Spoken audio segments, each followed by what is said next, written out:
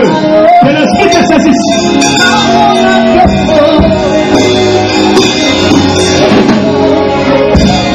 Comment on va comme il Nicolo?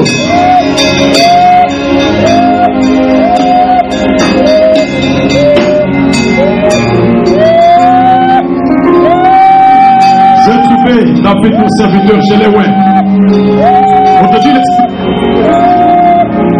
Aujourd'hui, le Seigneur t'a trouvé toi. Il t'a trouvé toi. L'Esprit t'a trouvé toi. Quel nato, Baba. Si quel nato. Mais les côtés. Tu vas recevoir une puissance. Tu vas recevoir une puissance. Que l'onction de Dieu soit. Attention. Attention.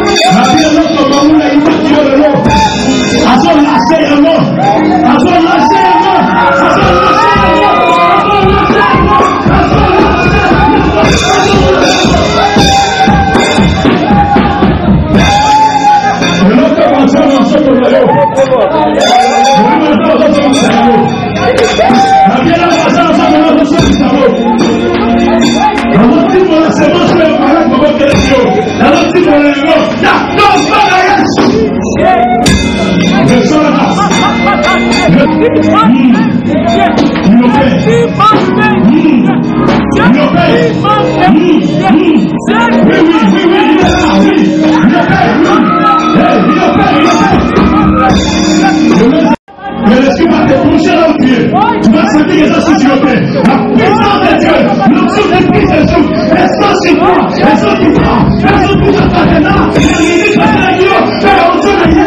La tombe de Jésus, elles sont libérées, la parole de Dieu, elles sont libérées, la tombe de Jésus, la tombe de Jésus, la tombe de Jésus, la tombe de Jésus, la tombe de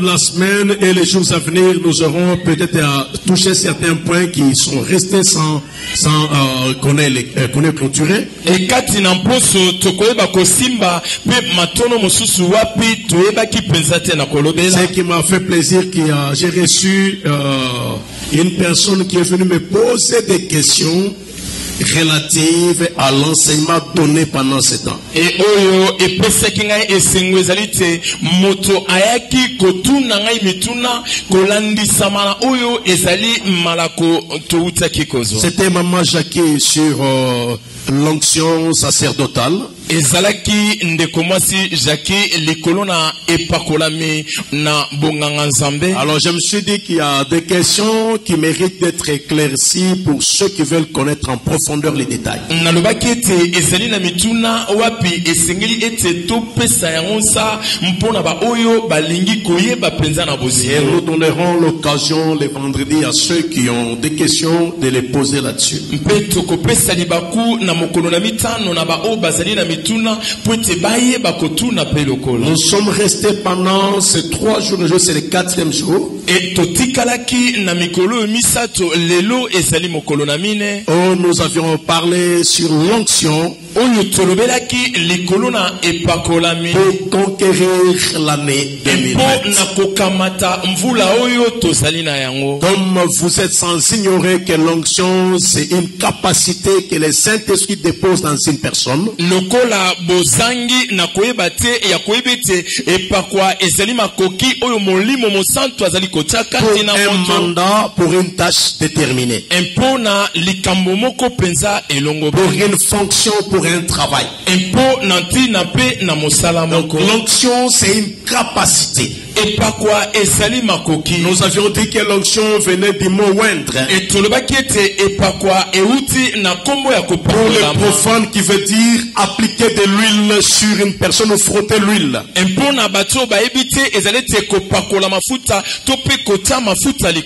nous avions dit que l'onction était le feu également de l'esprit.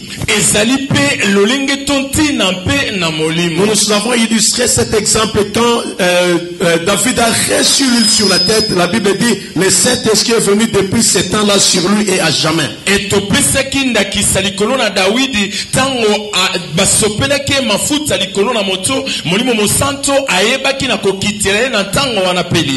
fait de verser de l'onction sur une personne lui donne la nouvelle capacité. En réalité, l'huile n'est pas l'onction. Du Saint-Esprit qui donne la capacité. Mais le Saint-Esprit se sert d'huile pour pouvoir travailler. Pour travailler pour l'Éternel, on a besoin d'avoir cette onction, cette capacité divine.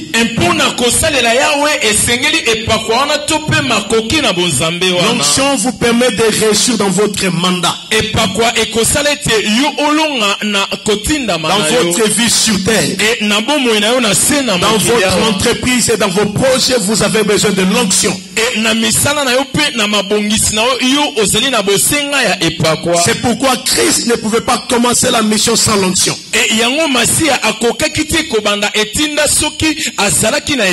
Malgré qu'il était Dieu, le Saint-Esprit devait se manifester en lui pour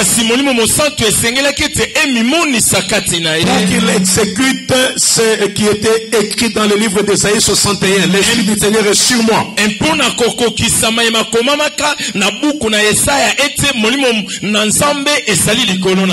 lui l'a accompli dans le livre de Luc 4. Celui qui ouvre le livre et qui dit l'Esprit de l'Éternel est sur moi. Et il clôture pour dire cette parole s'est accomplie aujourd'hui. Et c'est pourquoi lui-même était appelé Christos, et yango ye moko abiangamaki ete Christos, qui veut dire le oint en grec. et oyo elingi kolobete mopakolami na bagreka. C'est pourquoi il est appelé Machia, na yango nde abengamaki ete Machia, qui veut dire le oint en hébreu. et oyo elingi kolobete mopakolami na lokoto na ba hébreu. Jésus le oint et Yesu azali mopakolami avait reçu un mandat et ayebaki kozwa pour etinda le salut de l'humanité. mpo na kobikisa mokili Il mobimba. a témoigné en illustrant le livre d'Ésaïe 61. mpe atatolaki na kolakisa buku na Esaya mokapo ya tuku na buku na Esaya Et il 61. témoigne lui-même qu'il a reçu le Saint-Esprit. mpe azali kotatola ye moko ete azwaki molimo Il mosantu a reçu le mandat par l'onction e azwaki etinda na nzela ya pour epakolami pouvoir opérer et faire ce qu'il avait reçu comme mandat sur terre. e mpo na koyeba kosala lokola oyo azalaki etinda na se na mokili awa. Alléluia.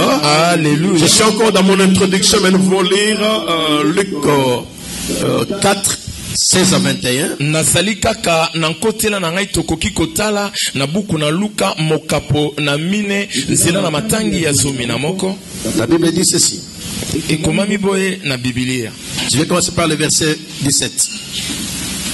On lui remit le livre du prophète Ésaïe.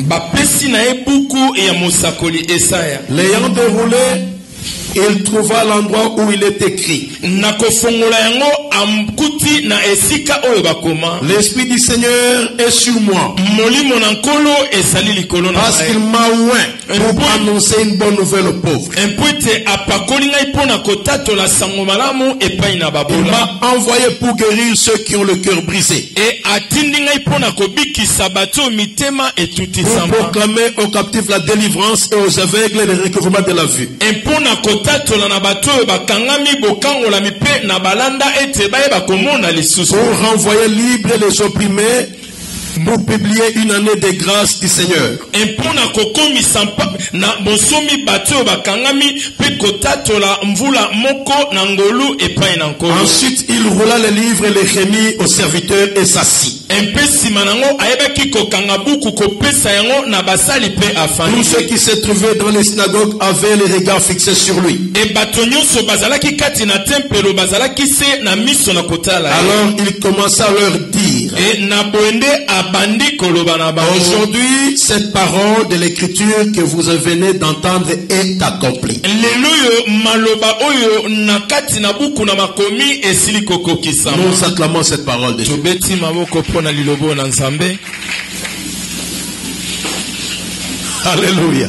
Alléluia. Jésus était merveilleux, c'est lui qui était le véritable ouais. e yesu azali malamu ye nde azalaki mopakolami ya solo. L'écriture est connue depuis Esaïe. e makomi eyebamaka uta Et Esaya. quand Esaïe en parlait, c'était comme si c'était lui. e na ntango Yesaya azalaki koloba ezalaki nde lokola ye. Mais Jésus vient parce que quand le prophète reçoit le message, e yesu aye po ete soki mosakoli azwi sango il peut le recevoir pour un temps futur sans le savoir. e akoki kozwa yango mpo na ntango oyo ezali koya kasi na kozanga Celui qui koyeba. amène l'accomplissement de l'écriture, c'est Christ. moto oyo azali komema kokokisama ya makomi ezali C'est masiya. comme ça que ce jour-là, il entre dans le temple ezali boye nde mokolo wana akotaki na tempelo et les gens le laissent ouvrir le livre d'Esaïe. mpe bato batiki ye kofongola buku na Et quand Yesaya. il ouvre, il lit. mpe na ntango afongoli Et atangi la Bible yango. dit, l'Esprit de l'Éternel est sur moi. mpe ekomami na biblia ete molimo na nkolo yawe ezali Le likolo na Saint-Esprit ngai. est sur ma personne. molimo mosanto ezali kati na bomoto Parce na qu'il ngai. m'a oint. mpo ete apakoli C'est-à-dire, ngai. l'Esprit a versé l'huile sur ma personne. boye molimo asopi mafuta likolo na bomoto L'Esprit na n'est ngai. pas seulement sur moi, molimo ezali kaka likolo mais na l'Esprit a ngai. versé l'huile sur moi. kasi molimo esopi mafuta likolo na L'Esprit ngai. m'a oint. mpo ete molimo epakoli Il a ngai. versé l'huile sur moi esopi mafuta likolo na pour ngai. annoncer la bonne nouvelle aux malheureux. mpo na kotatola sango malamu na bato na Pour pasi. renvoyer libre les opprimés. mpo na kotinda na bonsomi bato Pour délivrer bato les captifs captifs, pour guérir ceux qui ont le cœur brisé, pour que les aveugles recouvrent la vue. Toutes ces tâches que le Seigneur était en train de lire dans le livre d'Ésaïe étaient consécutives à l'esprit du Seigneur qui était sur lui et à l'huile qui était déversée sur sa personne. Parce que j'ai dit pendant la semaine que lui était le Seigneur. Et la Bible dit il avait reçu l'esprit sans mesure. L'onction de Jésus n'avait pas de limite. Il fut oué comme prophète, comme sacrificateur. Et il était oué comme roi. Il réunissait les trois types d'onction lui. C'est pourquoi Apocalypse 1:6 dit il a fait de nous un royaume de sacrificateurs pour Dieu son Père. Parce qu'il avait reçu l'onction de l'onction sans limite. Alléluia. Et l'onction était donnée pour des autres. Une capacité divine. Cela était utile pour le bien-être du peuple. Alléluia. Alléluia. Pendant ce temps, je ne sais pas si je dois tout expliquer ce que j'ai dit pendant la semaine. Mais je reviens sur les grandes lignes. Pour que tu saisisses, bien aimé, Jésus a reçu l'onction. Et l'onction lui a donné une capacité nécessaire. Et l'onction pour ses fins personnelles. Parce que l'onction a des restrictions, l'onction a des limites. C'est pourquoi celui qui reçoit l'onction doit savoir comment l'utiliser. Et nous avions dit que par les principes de l'onction, pour que tu bénéficies de l'onction, pour que tu bénéficies de la grâce que Dieu a déposée dans une personne, tu dois honorer cette grâce. C'est comme ça qu'Élisée, nous avons vu qu'il était identifié comme celui qui versait l'eau sur les mains d'Élie.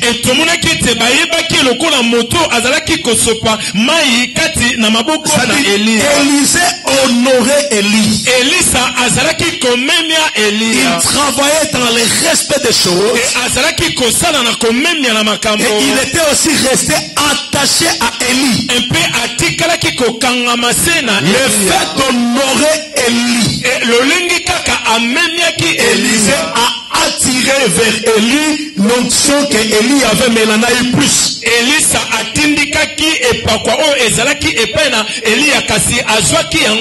Comment cela se passe sur le plan spirituel? Un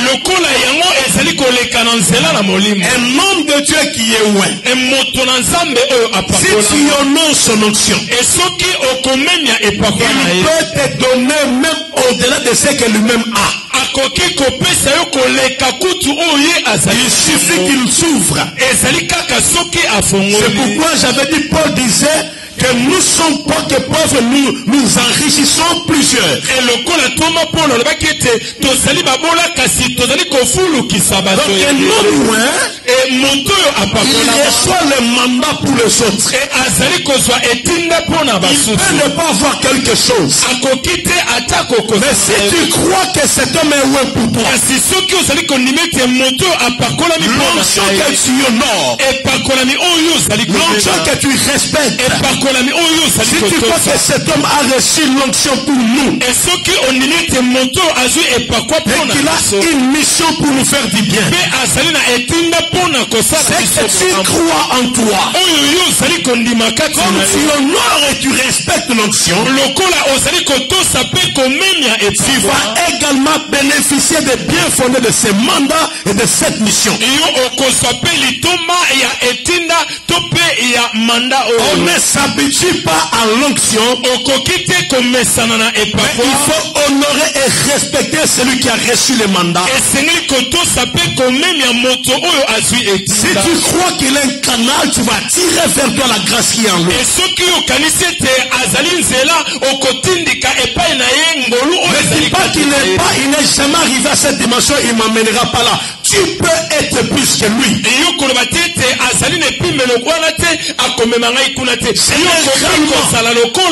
Le fils fidèle dépasse parfois le père. Parce qu'il reçoit du père la bénédiction.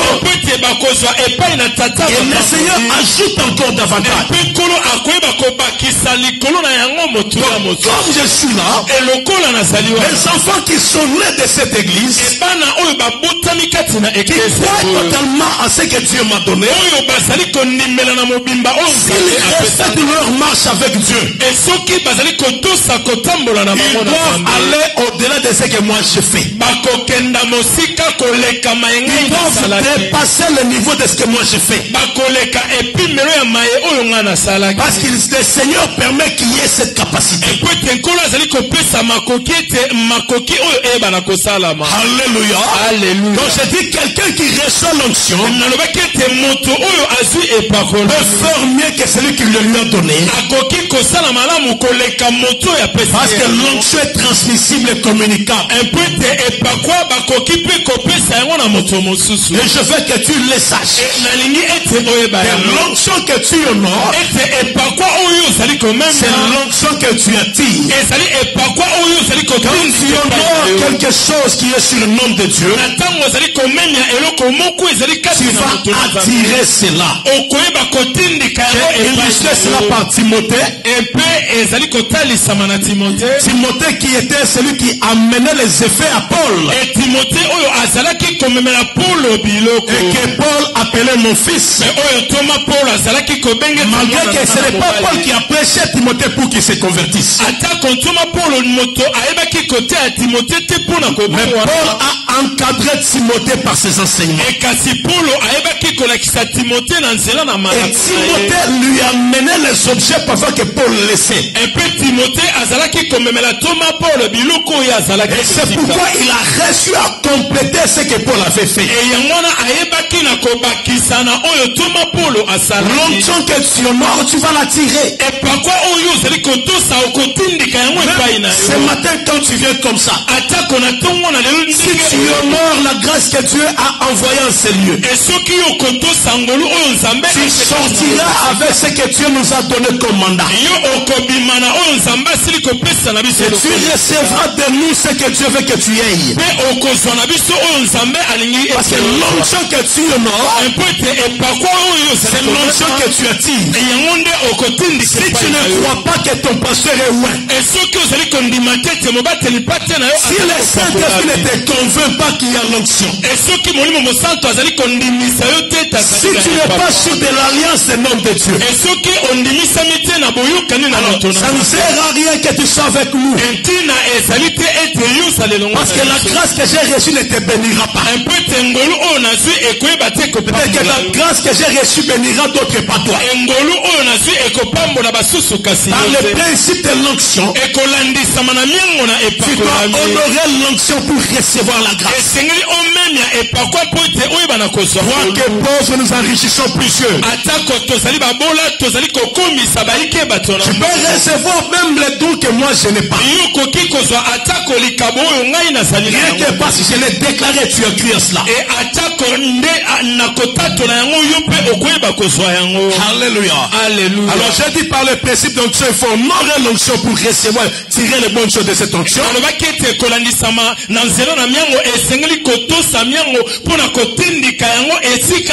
Et à ton frère, l'onction que tu honores, c'est l'onction que tu attires. L'onction que tu honores, c'est l'onction que tu attires.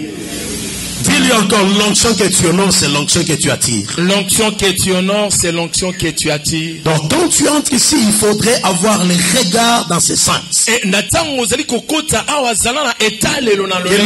parole qui t'est communiquée peut t'apporter quelque chose. En dehors de cela, il y a le principe qui permet de concevoir l'onction. Pour qu'un homme de Dieu puisse recevoir et garder son onction, il doit aussi honorer l'onction de l'autre. Il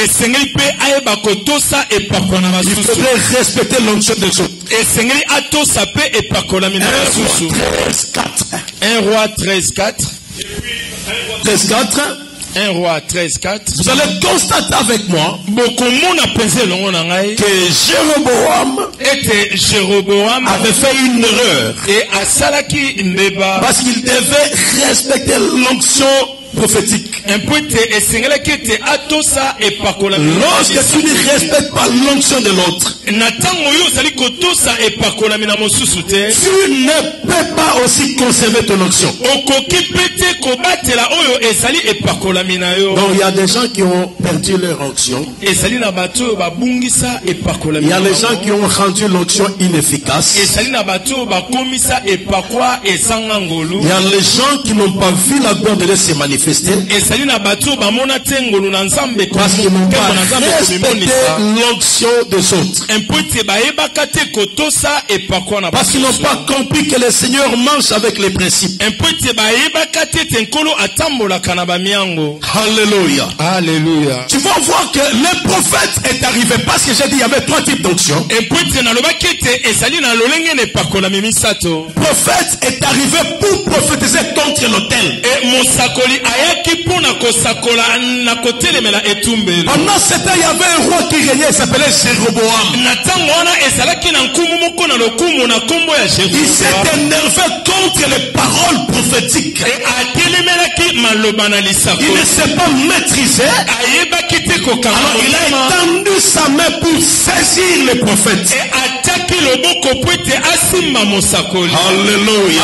Le fait d'étendre sa main pour saisir les prophètes, la Bible dit sa main a séché. Parfois vous savez l'onction sèche. Dieu ne l'enlève pas mais ça sèche. Il faudrait que l'onction royale respecte l'onction prophétique. Il faut que l'onction prophétique respecte l'onction sacerdotale. Il faut que l'homme de Dieu respecte notre homme de Dieu. Il faudrait que tu reconnaisses en l'autre qu'il est aussi un enfant de Dieu. Quand tu remets en cause les autres et tu veux t'attaquer à leur ministère, tu veux t'attaquer à ce que Dieu a dit qu'il fasse, à cause du pouvoir que tu as, ta main peut sécher. Parce qu'il y avait Jéroboam qui était roi. Il y avait le prophète qui parlait contre l'autel qui était prophète. Quand il a osé mettre sa main, la main a séché. Il ne pouvait plus intervenir. Il fallait qu'on vienne prier, intercéder, qui demande pardon. Donc retiens que l'onction, que si tu ne respectes pas l'onction d'autrui, tu rends triste le Saint-Esprit. Il peut aussi limiter tes actions avec lui.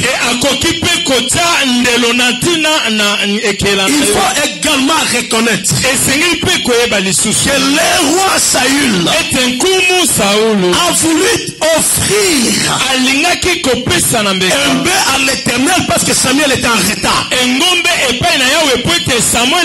C'était 2 fonctions différentes. Un sacrificateur et un un roi. Ils reçoivent tous l'huile. Mais cette huile se diffère. Alors quand le roi s'est précipité à apporter les sacrifices, c'est à cause de ces choses que Dieu a rejeté Saül. Tu ne peux pas désobéir. Tu ne pouvais pas suivre le peuple et offrir à l'Éternel, prendre la place des sacrificateurs. Le roi n'est pas le sacrificateur. Le chef n'est pas le prophète. Et à cause du non-respect de l'onction de l'homme, il a perdu la royauté. Et Dieu lui a retiré la royauté. Toujours dans la même pensée. Lorsque Samuel dit à Saül que Dieu t'a rejeté, mais celui-ci lève quand même sa main. Il dit, j'ai le peuple avec moi. Tu ne peux pas partir comme ça. Viens avec moi. Il a mis sa main. Il a touché Samuel. Et l'habit que Samuel portait s'est déchiré. Alors quand le manteau s'est déchiré, il n'était pas mal intentionné. Mais il l'a quand même touché pour recevoir l'honneur. Il ne part pas, viens, honore-moi devant le peuple. Dès que l'habit s'est déchiré, la Bible dit, Samuel lui a dit, aujourd'hui le Seigneur déchire aussi ton royaume. Tu as touché au manteau de sacrificateur. Il y a des gens qui ont perdu la grâce, qui ont perdu la bénédiction, qui ont perdu la gloire, qui ont quitté les chemins de la faveur parce qu'ils ont déchiré l'habit du sacrificateur. Il est dans le mal. On lui fait des reproches. Au lieu de s'agenouiller, se repentir, il veut recevoir l'honneur dans le péché. Alors il met sa main pour toucher l'habit du sacrificateur. Il force des sacrificateurs. Le manteau se déchire. Il y a plusieurs vies ici déchirées. Parce qu'ils ont remis en cause la parole des noms de Dieu. Ils n'ont pas respecté les engagements avec Dieu. Ils se sont moqués de la parole. De la parole prophétique. Du message de l'Éternel. Et à cause de cela, ils ont perdu ce que Dieu voulait leur donner. Donc tu peux perdre ainsi l'onction parce que tu n'as pas respecté tes limites. Tu peux perdre la grâce parce que tu n'as pas respecté les limites. Mais quand tu respectes les limites, Dieu va s'arrêter. Est-ce qu'on est ensemble? Est-ce que quelqu'un m'écoute? Est-ce que quelqu'un est avec moi? Est-ce que tu peux me donner un amen? Alléluia. Ensemble. Alors j'ai dit, il faudrait que tu honores l'onction, que tu les respectes. Mais l'onction, tu dois savoir que Dieu ne répand pas de ses dons. Mais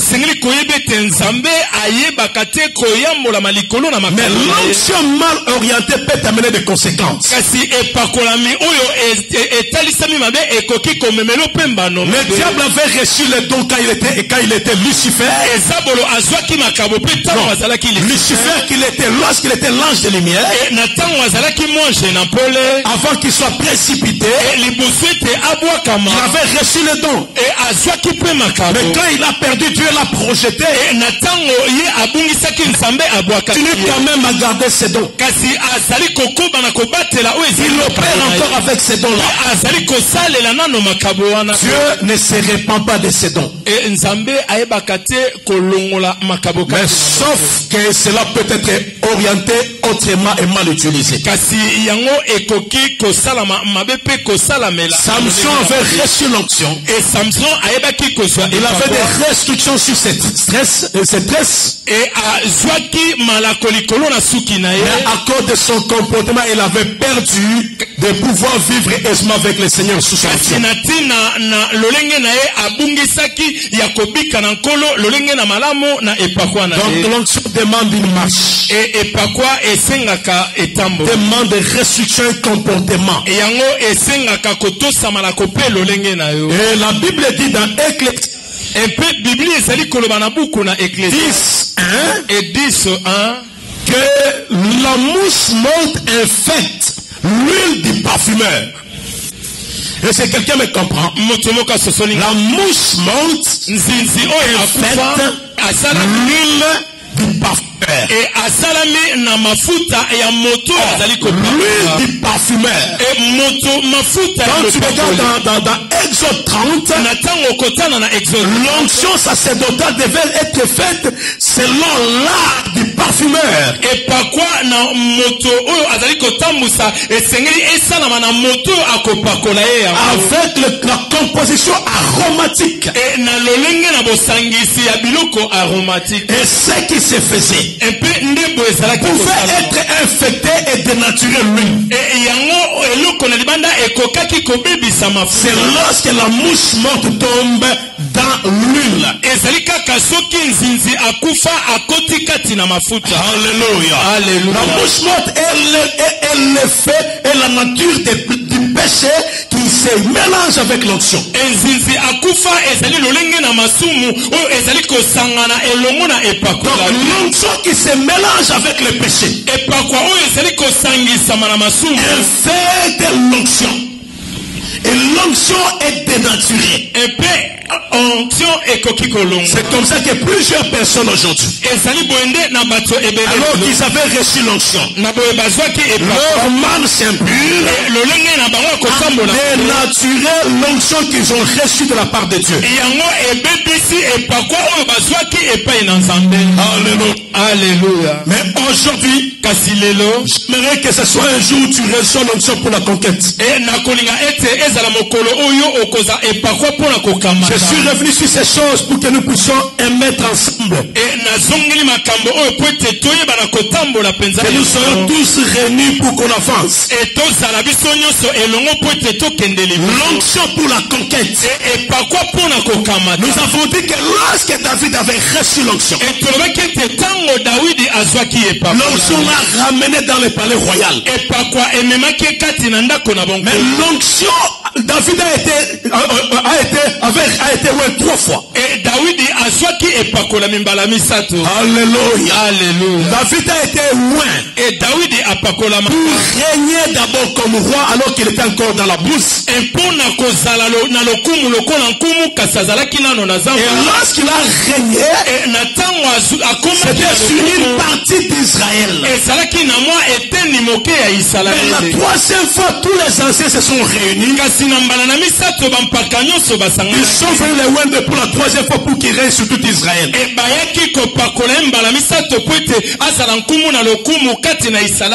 Bible dit que lorsque les gens ont appris que David a été loin,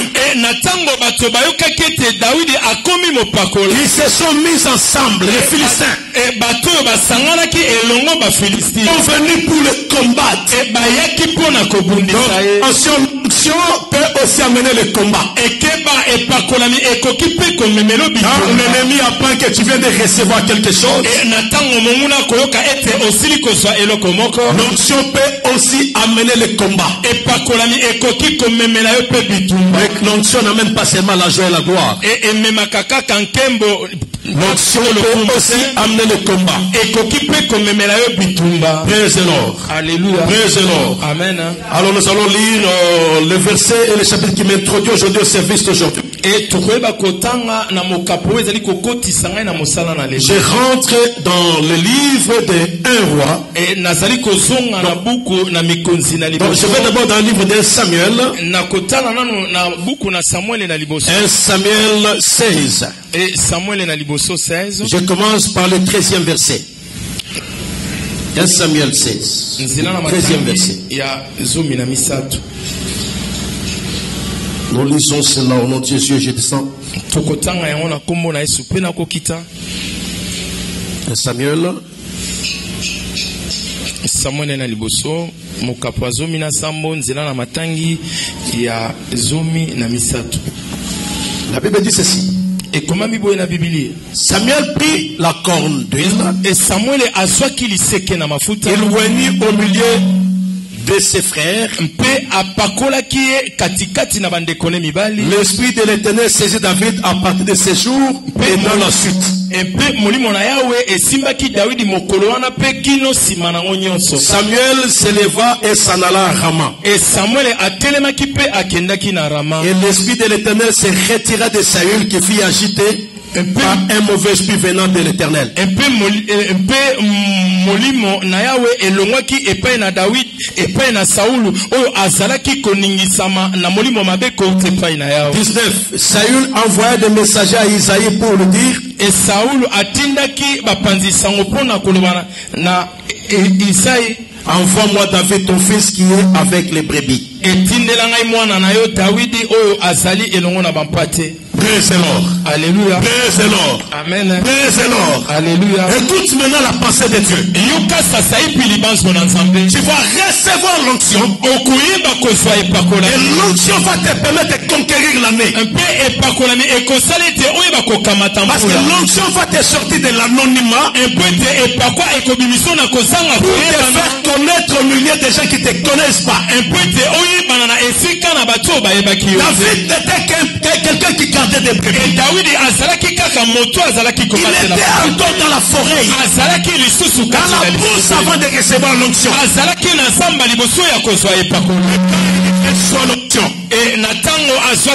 L'onction a permis que la faveur de Dieu tourne vers David. Et on commence à les chercher. J'ai dit à quelqu'un, le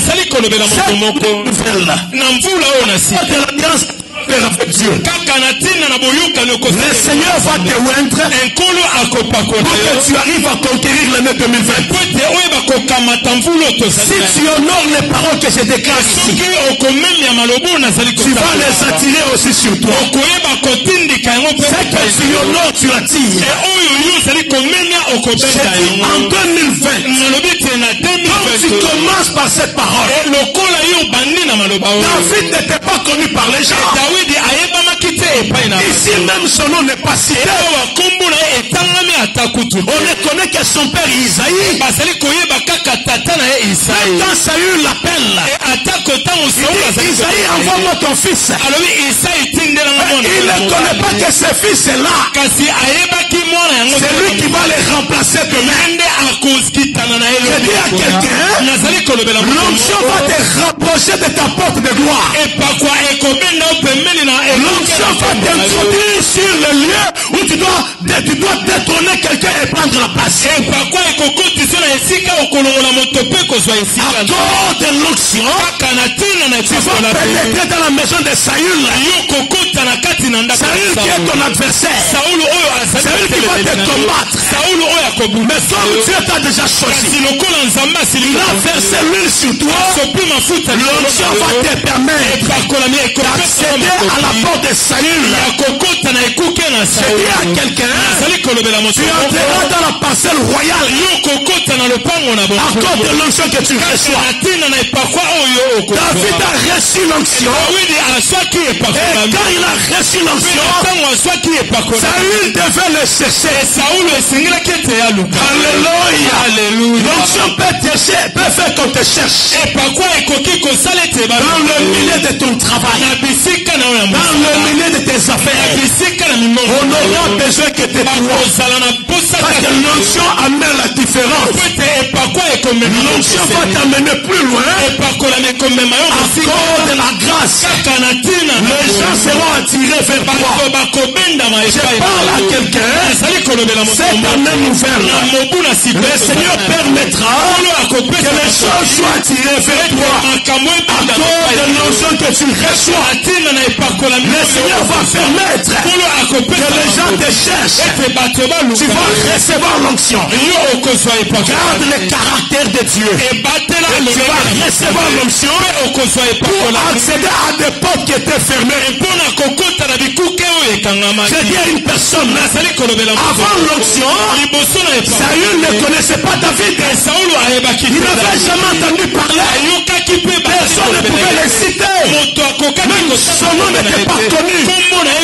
Mais quand Samuel lui verse l'huile, et que l'huile coule sur sa tête, le nom de David commence à circuler. On commence à le chercher. On a besoin de lui pour résoudre les problèmes. Il devient l'homme de solution. Je dis à quelqu'un, l'onction fera de toi un homme de providence. L'onction fera de toi un homme recherché. L'onction fera de toi un homme de solution. L'onction fera de toi un homme qui donnera un lieu où les gens n'ont jamais reçu. L'onction te permettra de rendre les autres plus élevés. L'onction va attirer la faveur sur toi.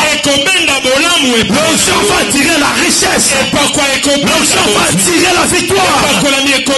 Même quand tu verras les combats, le combat qui vient sur les chemins d'un homme qui a l'onction, c'est un combat pour le propulser. Parce que l'onction va le propulser.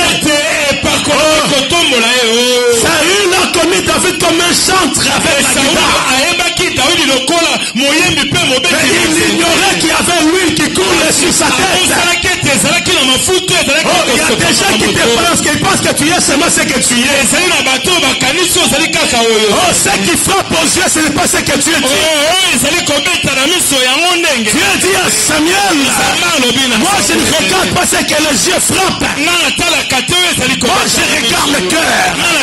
Oh, les gens t'identifient. Qui dit c'est un chantre. C'est quelqu'un qui joue au guitare. C'est quelqu'un qui a une belle voix. Mais il ignore qu'il y a l'onction qui est sur toi. Il y a une huile qui est sur toi. Il y a une huile qui est sur toi.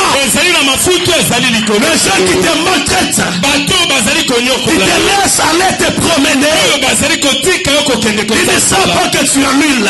Ils ne savent pas que l'huile coule là sur la tête. Il y avait déjà de l'huile. Il y avait déjà de l'onction. Il y avait déjà la présence de Dieu. Mais Saül ne le savait pas. Il le voyait comme un guitariste. Quelqu'un qui vient chanter seulement pour que les esprits puissent partir. Mais l'onction était déjà là. Parce que Saül se trouve en difficulté pour les terrasser. David avait déjà l'onction. Les gens voyaient la mort. Les gens voyaient la destruction. Mais David savait que moi j'ai l'onction. Alléluia. Il savait qu'on n'allait pas le tuer. Il savait que Goliath n'était rien. Parce qu'il avait l'onction de Dieu.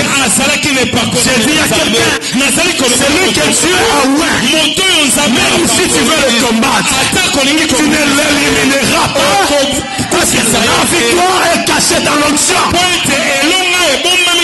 J'ai dit à quelqu'un, 2020 ici, tout celui qui s'élèvera contre toi, il va faire une erreur.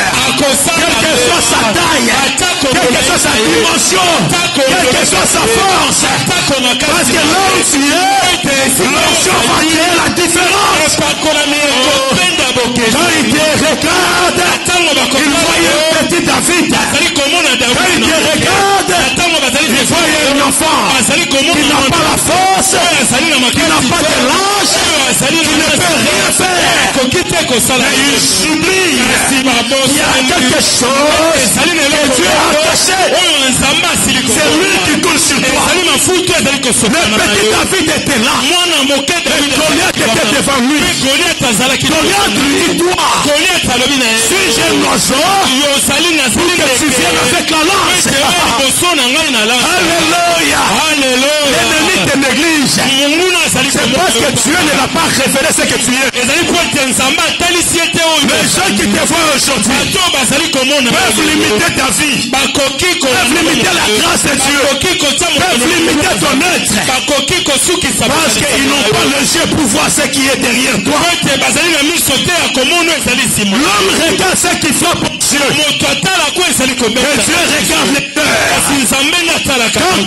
Regardez, il dit, je suis devant un petit. Ils n'ont pas de militaires. Et David venait, il n'avait pas besoin d'un javelot, il n'avait pas besoin de la lance, il n'avait pas besoin du casque, mais il était couvert par l'onction. Je dis à quelqu'un qui m'écoute, non, c'est pour ta gloire. Le Goliath que tu as vu, les difficultés que tu vois, la résistance que tu vois, c'est pour ta victoire, c'est pour ton élévation. S'il n'y avait pas de Goliath, les femmes ne chanteraient pas pour David. S'il n'y avait pas de Goliath, on ne crierait pas le nom de David. S'il n'y avait pas de Goliath, l'onction de David n'allait pas crier. Tu rencontres des problèmes à cause de ton onction. Tu rencontres des problèmes à cause de ton que Dieu t'a donné. Tu rencontres des problèmes à cause de ce que Dieu va faire. Tu rencontres des problèmes à cause de la faveur de Dieu. Tu rencontres des problèmes parce que l'onction est là. L'onction est là. L'onction est là. L'onction va t'ouvrir les portes. Même dans les pays étrangers, les gens peuvent te connaître et chercher ton service. C'est ce que tu travailles pour eux. C'est ce qui te paye. À cause de l'onction. L'onction peut ouvrir tes portes. J'ai dit à quelqu'un, laisse que toutes les portes qui étaient fermées devant toi, au nom de Jésus-Christ, que cela s'ouvre ce matin et que la gloire de Dieu puisse être sur ton chemin. L'onction de Dieu, la présence du Saint-Esprit va t'introduire là où tu ne devais pas entrer. Les gens te chercheront. Les gens auront besoin de toi. Et quand le petit Goliath, David est arrivé, il dit à Goliath, attention avec l'homme de l'onction. Il peut être petit, mais des choses qu'il prononce dans sa bouche, tu dois avoir peur. Parce qu'il te dit des choses, quand tu les regardes, tu ne crois pas. Tu dis c'est impossible. Ça ne peut pas se faire. C'est impossible. Alors que c'est un homme de l'onction. Quand il te dit quelque chose, il faut faire attention. Parce qu'il parle derrière l'onction. Il dit à Goliath, ta tête là sera donnée aux oiseaux du ciel. Goliath regarde. Et toi petit, avec ta taille, je peux t'écraser avec ma jambe, avec mon pied. Comment tu vas donner ma tête? Ne crains pas la taille de l'ennemi. Il peut te lancer, il peut être puissant, mais c'est combat là. C'est toi qui es vainqueur. C'est combat. C'est toi qui les gagneras. C'est combat là. C'est toi qui les gagneras. Oh, j'ai dit à quelqu'un, quand tu reçois l'onction, l'onction commence à te faire marcher. Tu vois comme tu marches là. C'est l'onction qui te fait marcher. C'est pas le jour où David a reçu l'onction. Il est parti tabasser directement Goliath. Il a commencé à marcher. L'onction va t'amener dans un processus de victoire, dans un processus d'élévation, dans un processus de témoignage. Et c'est quelqu'un m'écoute. Et c'est quelqu'un qui est avec moi. L'onction que tu reçois va marcher avec toi. Mais toi tu connais ce que tu connais. Et ce que tu reçois aujourd'hui. 2020 marchera sur tes pieds. Tu marcheras. Tu marcheras. Tu marcheras. Juste avant ton témoignage, jusqu'à parler de Jésus, jusqu'à ce que le langage soit changé. L'onction va faire taire tes adversaires. Ceux qui pensent que tu es l'homme derrière. Lui ici, il manque de qualité. Il manque de capacité. Il est même de quelle famille? Est-ce qu'on connaît ses parents? Non, même si on ne connaît pas les parents, à cause de ton onction, on citera le nom de tes parents. Esaïe n'était pas connu avant. Mais quand David a reçu l'onction, on a parlé du père de David. On a connu le nom d'Isaïe. À cause de ton onction, on connaîtra tes enfants, on connaîtra ta progéniture, on connaîtra ta famille, et on parlera de toi à cause de l'onction. Je parle à un enfant de Dieu. L'onction va attirer les faveurs de Dieu. Là où tu seras, cette année ici, ne marche plus au moyen de la vue. L'onction va te faire rentrer par la foi. Là où les portes étaient fermées. Alléluia. Alléluia. C'est que les gens regardent en toi. Ce n'est pas ce que tu vas être. Tu dois considérer ce que Dieu te dit. Alléluia. L'onction de Dieu va te permettre d'ouvrir les portes de cette année. Je dis à quelqu'un 2020. Ne reste pas assis. La gloire de Dieu va t'accompagner. Tu vas vivre la grandeur de Dieu. Tu vas vivre la faveur de Dieu. 2020 est à toi. Dis avec moi, 2020 est à moi. 2020 est à moi. Si cette année tu ne réussis pas, c'est fini. Bien aimé, saisissez la parole de l'homme de Dieu. Si cette année tu ne réussis pas, c'est un problème. Tu dois conquérir. Tu dois conquérir. On n'amène pas la conquête là où c'est facile. Même là où il y a des résistances, tu vas conquérir. Tu vas gagner des batailles. Tu vas remporter les victoires. Tu dois conquérir cette année. Cette année tu dois conquérir. 2020. Là où on ne te connaissait pas, on va te connaître. Tu vas réussir là où tu avais échoué. 2020, le Seigneur te oint. L'Esprit du Seigneur va te oindre. Pour que tu ne sois jamais captif. 2020. La gloire de Dieu sera ton partage. Avec à cause de l'onction. Dis avec moi à cause de l'onction. À cause de l'onction. 2020 sera sous mes pieds. 2020 est cause à la nation à matambe na yo. Alléluia. Alléluia. La biso ko ni melango te roya pété. Mamba mosala nzambe sa makambo zo be fondi mama lobeso bima. Eza ba principe ya onction. So on dit que muto nzambe na zo bana simana ye ko salama. Pe ko ya ko témoigner mona nzambe. Mais ce qui tout est c'est fandi, moi mona ke mona nzambe. Pour soit grâce dans un fondiment, dans ma nzambe acha na muno wa musala ye. Et si tu crois ces choses, et ce que vous allez condamner makambo 2020 tu vas témoigner la grandeur de Dieu. Na 2020 okotata la monnaie. 2020 est sous tes pieds. 2020 eza na sena matambe. 2020 le Seigneur te le donne. Et na 2020 nkolo apesa. 2020 le Seigneur te donne. Et 2020 nkolo apesa na elongo. Alléluia. Alléluia. Écoute ce que la Bible dit. Yoka o Biblia je veux que tu sois avec moi dans le livre des psaumes. Na lingete ozala elongo na ngana buku na loembo 89. Na 89. Le verset 20 na verset 20 pe na kokita. C'est très important. C'est ta Bible, ouvre ça, ouvre. Ouvre avec moi. Ouvre avec moi ta Bible. Ozali la Biblia na fongola elongo na ngai. Ouvre ça. Fongola yango. Je commence par le verset 21. J'ai trouvé David, mon serviteur. Je l'ai oint de mon huile sainte. C'est Dieu qui dit, j'ai trouvé David. Aujourd'hui j'enlève David. Toi aussi enlève David. Mets ton nom. En 2020, David est mort. David n'est plus là. Il a passé son mandat. Il a fait son travail. Il se repose. Maintenant, c'est le plus David. Mais c'est toi. Tu vas mettre ton nom. Tiens ta Bible, mon frère, tiens ta Bible. Simba Tiens ta Bible, tiens ta Bible. Parce que le Saint-Esprit est en train de faire quelque chose. Tiens ta Bible maintenant. La Bible dit, j'ai trouvé Cathy, mon serviteur. Je l'ai oué de mon huile sainte. Ma main le soutiendra et mon bras le fortifiera. Accorde l'onction.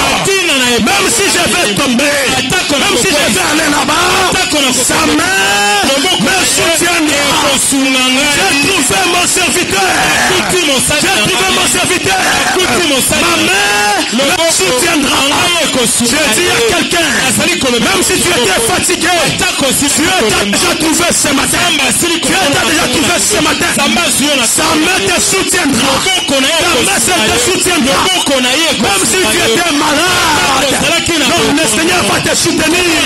Même si l'ennemi s'est levé. Oh, quelle merveille, quelle merveille, quelle merveille. Même si les sorciers viennent, mais la main de l'Éternel te soutiendra. Même s'ils se lèvent contre toi, la main de l'Éternel te soutiendra. Il dit, j'ai trouvé David, j'ai trouvé Cathy, mon serviteur. Je l'ai une huile sainte. Et ma main les soutiendra. Alléluia. Quand tu veux tomber, quand l'ennemi vient, je dis à quelqu'un qui craignait les chats, les chats ne peuvent rien sur toi. Les chats ne peuvent rien contre toi. Parce que le Seigneur est avec toi. Et la main de l'Éternel te soutient. Quand ils se lèveront contre toi, ils viendront par un seul chemin et ils seront dispersés par seul chemin.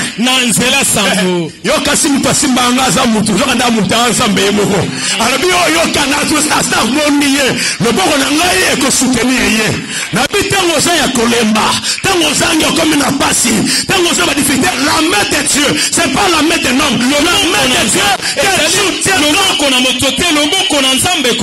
Oh, bien aimé, si tu comprends cela, et il dit, mon bras les fortifiera.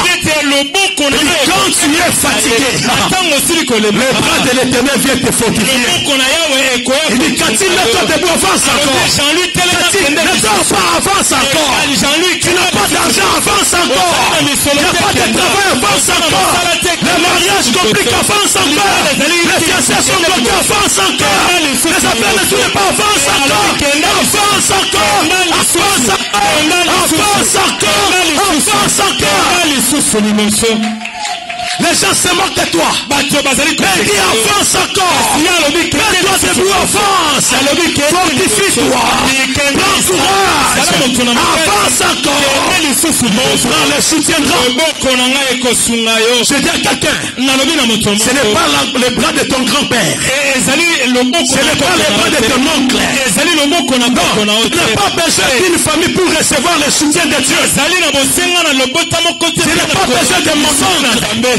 Mais j'ai besoin du bras de Dieu. J'ai trouvé mon serviteur. Répète avec moi, j'ai trouvé mon serviteur. J'ai trouvé mon serviteur. Mais tu vas citer maintenant ton nom. Écoute ce que la Bible dit. Cite encore ton nom. J'ai trouvé Cathy, mon serviteur. J'ai trouvé Jean-Louis, mon serviteur. Tu es serviteur de Dieu. Tu es servant de Dieu. Tu es l'enfant de Dieu. Dis avec moi, j'ai trouvé Cathy, mon serviteur. J'ai trouvé Jean-Louis, mon serviteur. C'est le ouin de mon huile sainte. Ma main le soutiendra. Mon bras le fortifiera. L'ennemi ne les surprendra pas. Et le méchant ne l'opprimera point. Est-ce que quelqu'un a compris? L'ennemi ne te surprendra pas.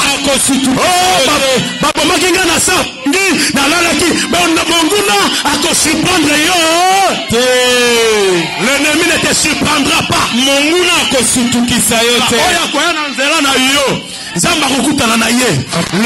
L'ennemi ne te surprendra pas.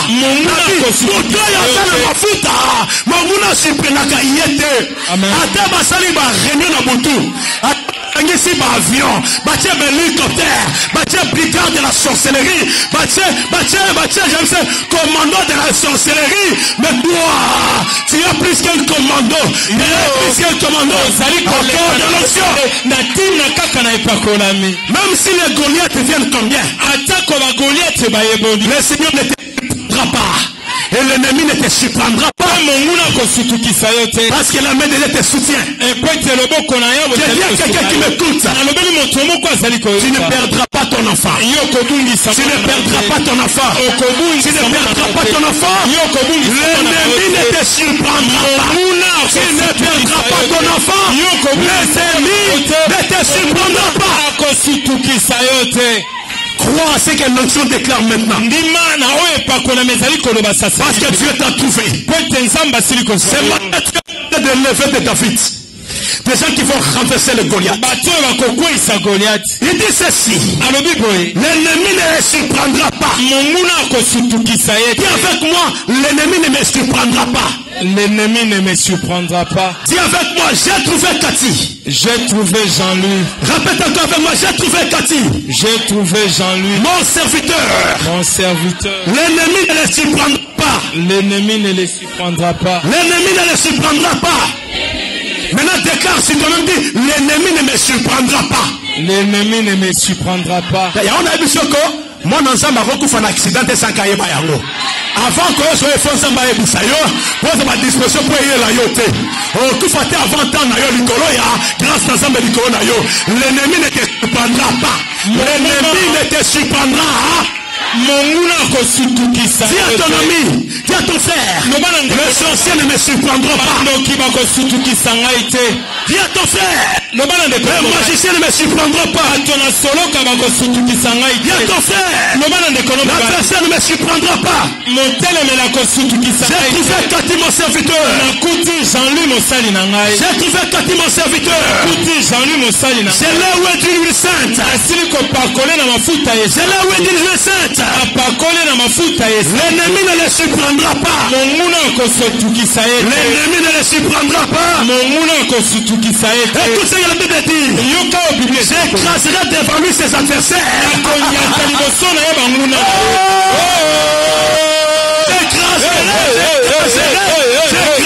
devant lui. J'écraserai devant lui ses adversaires. Et je frapperai ceux qui les haïssent.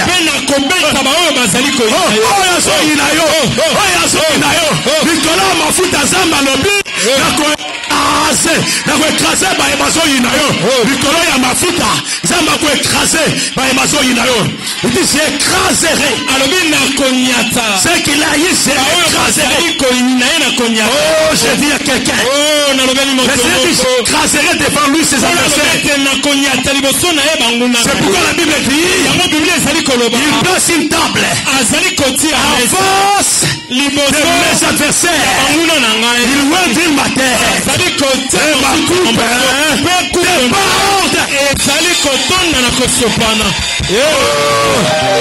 j'écraserai devant lui. Devant toi les royaumes vont tomber. Devant toi la nef va respecter tes principes. Les portes vont s'ouvrir. L'onction que tu reçois cette année, c'est l'onction de la conquête. Tu vas mener des batailles et tu vas remporter des victoires à cause de l'onction que tu reçois. L'ennemi ne va pas te prendre. Viens et frère, l'ennemi ne me surprend pas. L'ennemi ne te surprendra pas. Cette année tu seras vainqueur. Cette année tu écraseras l'adversaire. Cette année le Seigneur va s'élever pour toi. Pour celui qui s'élèvera contre toi, le Seigneur sera avec toi. Il mettra sa main sur toi et tu vivras sa grâce. L'ennemi ne te surprendra pas. Si avec moi j'ai trouvé Cathy mon serviteur. J'ai trouvé Cathy mon serviteur. Je l'ai oué d'huile sainte. Je l'ai oué d'huile sainte. Ma main le soutiendra. L'ennemi ne le surprendra pas. Ma main le soutiendra. L'ennemi ne le surprendra pas. À cause de ton onction. À cause de ton onction. Et c'est quelqu'un qui est où ce matin? Il y a un David ce matin. Il y a un David ce matin. Est-ce qu'il y a un David ce matin? Si tu crois que tu es un David, au nom de l'Éternel, cette année sous tes pieds, et la gloire de Dieu ton partage. Je dis à quelqu'un, Dieu va essuyer tes larmes. Il va te faire encore du bien. Il va te rassurer cette année. Il va encore te faire du bien. Il va te faire encore du bien. Parce qu'il est Dieu, il reste Dieu. Écoute, je te dis une chose. Je termine pour lire avec toi les derniers. Je lis avec toi Psaume 45. Psaume 45, le verset 8. Psaume 45, verset 8. Il dit, oh, tu aimes la justice. Tu aimes la méchanceté. C'est pourquoi, oh Dieu, ton Dieu t'a ouvert une huile de joie par privilège sur tes collègues. Ton Dieu t'a ouvert une huile de joie par privilège à tes collègues. Quand tu regardes aussi Hébreux 1:9, Dieu t'a ouvert une huile par privilège, par priorité à tes collègues. Je dis à quelqu'un, c'est l'onction de privilège que tu reçois cette année. L'onction de privilège au milieu de tes collègues. Au cause de la médecine, mais j'aime le but, dans un homme à foutre, il y a privilège dans le cadre de ma médecine, mon chouchou. C'est-à-dire, ma grande dans la IO, ma médecine va 100 000, va 10 000, mais le colon m'a foutu ensemble, il y en a ma copona. Donc, c'est la concours comme 100 000, mais le colon m'a foutu ensemble, ça va reprendre mon tout, mon Bible de vie, au milieu de tes collègues, au milieu de tes semblables. Je t'ai ouvert une huile de joie. Je dis à quelqu'un, même si vous êtes dans 1000, pour avoir une sélection, le Seigneur va te choisir toi. Ne crains pas le nombre, tu vas recevoir. Ce matin, l'huile de privilège au milieu de tes semblables. Attends, vous avez ma famille, mais vous savez pas de la tabac. Nabi ataboka sala concours boza 1000 mais musapina onde koyamba est-ce que mutwazo kanai atabosa des milliers Bible lobi musapina onde koyamba faveur Nabi contrat moko kozala atabosa ba milliers mais yonde za ba komi abi je te donne une huile de privilège de privilège libaku malamu ata bakanga ba porte nyos mais comment on a côté ma bache bazela ba ta privilège ba benga ngo priorité de priorité c'est-à-dire soko en nzela tala soko za na aéroport hein o timboka mopayo soya au moins à côté ma bache bato ya priorité c'est-à-dire tango yo za la priorité moi battre le monsieur pas ba deuxième bazo tima bato exaté Nicolas la priorité Bible le bi j'étais où une huile mais tu recevras l'huile de privilège. Ce matin, le Saint-Esprit va oindre quelqu'un, certaines personnes. Est-ce qu'il y a un David ce matin ici? Il y a un David ce matin ici. Si les autres ont échoué, il manquait cette huile-là. Mais toi aujourd'hui, le Saint-Esprit va répandre l'huile. Il va répandre l'onction. Il va te donner la capacité. Tu vas recevoir le privilège. Et tu accéderas à des portes qui étaient fermées. L'onction de ce matin va ouvrir les portes. Va t'amener loin. Va te donner